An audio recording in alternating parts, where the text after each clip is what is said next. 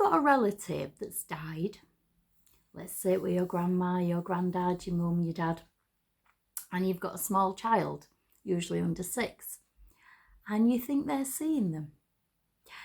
Now, if this child is verbal and they point and say, there's a man over there, or they're just looking and say, hello, and they talk to him sometimes.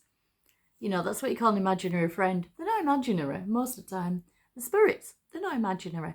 So if they've got one of those, what do? Number 1, you don't freak out. Number 2, you treat it as normal. So if it was somebody, say, that you thought they were a relative, so say it might be grandma, granddad, etc. And a lady said to me the other day, one of my clients, she said, but he's 3. He's never met grandma. Grandma died when he was, 3 years before he was born. Do you know what to do then? Put a picture of grandma up and let him see it. Put it with your other pictures and let him see it. Don't point it out, just let him see it. And then he might say, I know that lady, or I've seen that lady. I'll just get pictures out and show him. Yeah?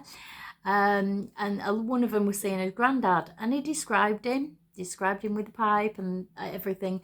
And she said, oh my goodness, that's granddad. Yeah? And he'd never seen granddad. But children under 6 are very, very psychic. So they are going to see things. They are going to notice things. And ask them things. It could be just you've got a spirit in your house. It could be, let's say it's a little Victorian boy or something, yeah? So you say to your child, oh, that's interesting. What's his name? What's he got on? What's he wearing? Has he got trousers on or shorts? What's he doing? What's he saying to you? They might not always speak, they might just see them. But just try and make it as normal as possible. Oh, that's nice, isn't it? How old is it? Is he as big as you? Obviously, you're going to make the questions age appropriate, yeah? I also had a client the other day, her daughter's just under 1, and she sees things and she'll stare at them, and she'll stare and go like this, but she's not verbal yet. So again, she thought that might be one of her relatives. So we'll get photos of your relatives and show her. And she might be at a point, oh, look, yeah, that's that, you know. They like things like that. And it's normal, treat it as normal for them.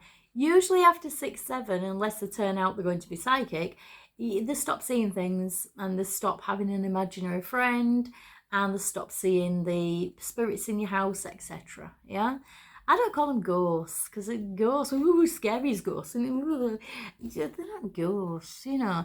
They're just spirits that are, with their house. I always say if they're in your house and they're not related to you, it's their house, not your house. They don't care you've paid a mortgage or you're paying rent. It's their house.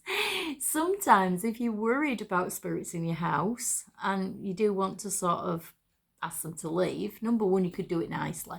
But also sometimes when you decorate, when you move furniture, when you put your furniture in, they tend to go then because it doesn't really look like their house anymore. So they can sort of leave because of that. Every house I've had, they're all old houses. They're all 120, 140 years old. And every house I've had has always had spirits in them. But they do, after a while they go, or when you decorate, they do go. You know, my auntie used to have a little girl, and they called her Victoria. That was their name for her because she was in Victorian clothes. And all the children used to see them. She had about 6 children. All the children used to see them. And she used to shout down the stairs. And she's often sort of told the children off, I wanted you to go to the shop. You know, let's call Sheila. Sheila, I wanted you to go to the shop. Why aren't you at the shop? And she could hear this little voice, hello, hello. And she says, I've told you to go to the shop. Poor Sheila comes walking in from the front door, been to the shop. It's only Victoria that's answering me auntie, isn't it? So they can do that too. They're not going to hurt you. I get a lot of calls and people say, oh, this spirit is going to hurt me. There's a spirit in my house and it might hurt me. Well, if it were going to hurt you, it'd have done it already before you had a chance to ring me if that were its intention. If you do have something like that you're worried about, you contact a spiritualist church. So NSU church, you'll find them under. I think it's National Spiritualist Church. You'll find them under that.